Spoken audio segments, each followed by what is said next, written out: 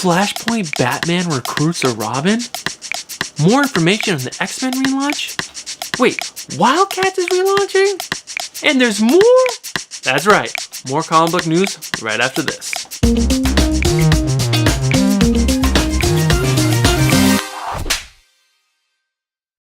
What's up, comic book fans? My name is Bruce Monroe, and welcome back to the channel, and welcome back for the second episode of Comic Book News, a weekly series where I boil down all the comic book news that I was able to find on the internet and put it into one short, concise video for your easy digestion. And also, what do you guys think?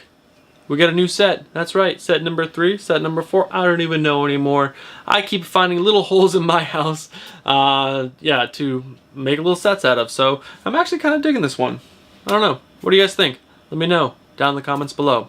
All right, let's not get sidetracked. So what have we got for comic book news this week? Give you guys a little hints in the intro, but let's dive right in. First up, we have Wildcats relaunch with Warren Ellis and Romano Villalobos. Warren Ellis is relaunching the Wildcat series with artists Romano Villalobos and Tamara Bolavane. Apologize if I completely just butchered your name. Wildcats is planned for a 6-issue series, and Ellis shared some details about the book's plot that he pitched via a newsletter which he put out himself. He says, The Wildstorm is a slow burn with careful girded pages carrying many plot lines in a novelistic way. The Wildcats is none of these things. It will move very fast. It will focus exclusively on the main cast and people and events they meet, and it will be as explosive and as crazy as I can possibly make it. It will be deliberately and precise the opposite of the Wildstorm.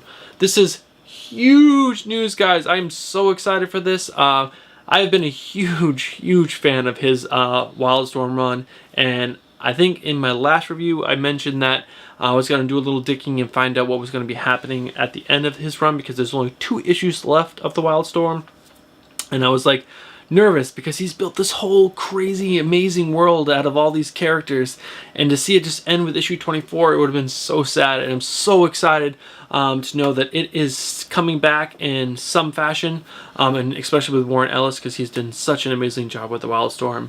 And he's actually also stated via this newsletter that he plans to write a Zealot solo series following the Wildcats, and Wildcats #1 is due out August 28th, and guys, that is not that far away, which is crazy to think. It's May 22nd right now, so we're just like May, June, July, August, 3 months away, and we still got 2 more books, so there's only gonna be like a 1-month gap between the Wildstorm and the Wildcats. So awesome news.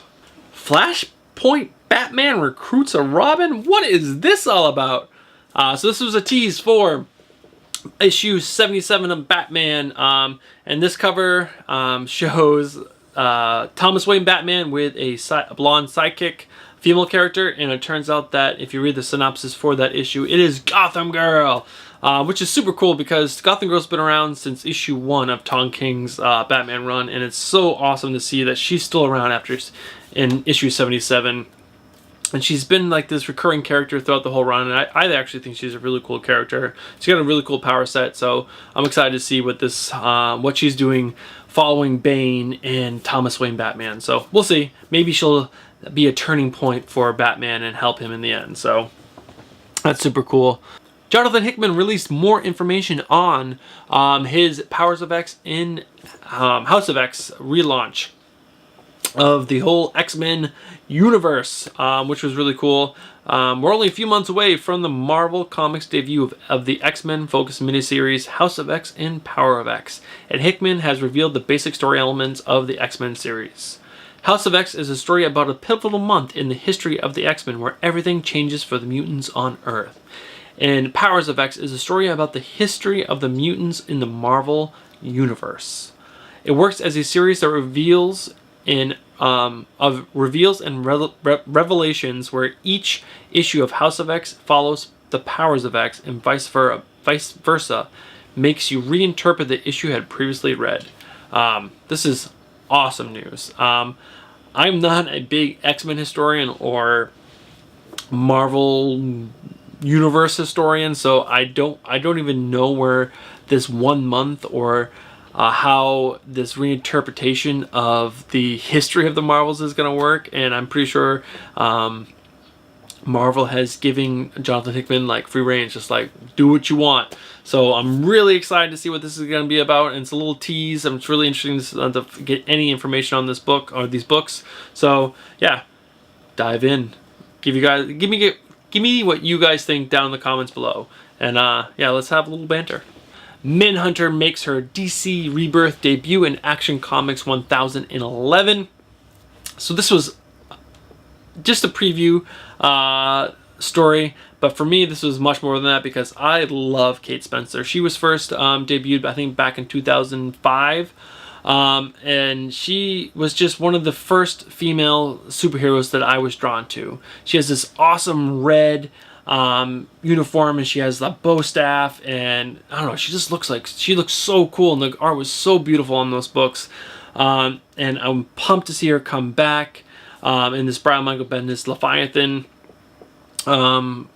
miniseries that's going to be coming out over the summer. So yeah, super exciting news, and this is going to be, I think, a really fun probably detective like type story, because all the teases so far have been using detective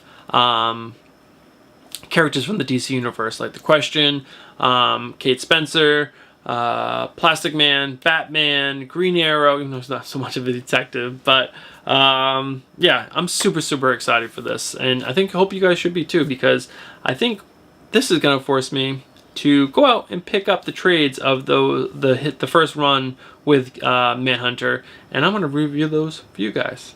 So get pumped.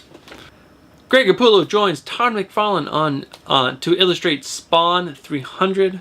Obviously, issue 300 of any book is a huge milestone, so this is a huge issue, or huge milestone issue for Spawn, and it's really cool to see Greg Capullo go back to the series, because he was one of the first illustrators on the book. He was on the book from 1993 to year 2000, and he did another year-long run from 2003 to 2004.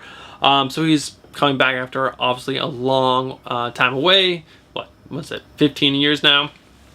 And he's going to be illustrating the main story in this book. It's a 72-page book, which is a huge comic book.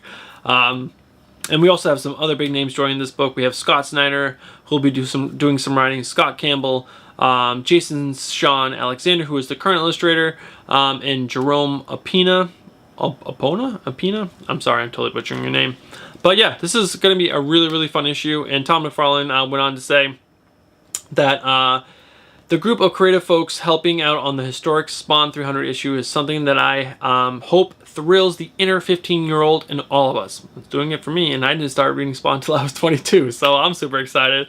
And plus, to have Greg Capullo come back to this title after so many long years away is what has me most excited, as I personally consider him to be the top talent drawing in our industry today. So yeah, that's some really cool news about Spawn 300. And sadly, we're going to end this episode with some sad news. Justin Posner, who was a Marvel Comics colorist as well as Indies, passed away on May 18th, and the news broke over the weekend, obviously, because that was May 18th. And there was an outpouring on social media. That's where I actually first heard about this. I opened up Twitter on Monday, and there was just so many people giving their condolences to Justin's family, and it's such sad news. He worked on so many books, and he was such an amazing colorist. He worked on Avengers, Defenders, Uncanny X-Men, Civil War II, Guardians of the Galaxy, Star Wars, and like I said, so many others, and he was loved by everyone he worked with. And like I said, you just do a little Twitter search on Justin Posner, and you'll see all these huge names in the comic book industry just giving their condolences. And it's always really sad when someone passes away, and he was only 42 years old, and he lost his battle with cancer. So my condolences go out to his family. It's such sad news. Yeah, but that's gonna do it for this episode of Comic Book News. If you guys like this episode, make sure you smash that like button. If you haven't subscribed to the channel yet, make sure you hit that subscribe button. And yeah, we'll see you guys in the next one. Peace.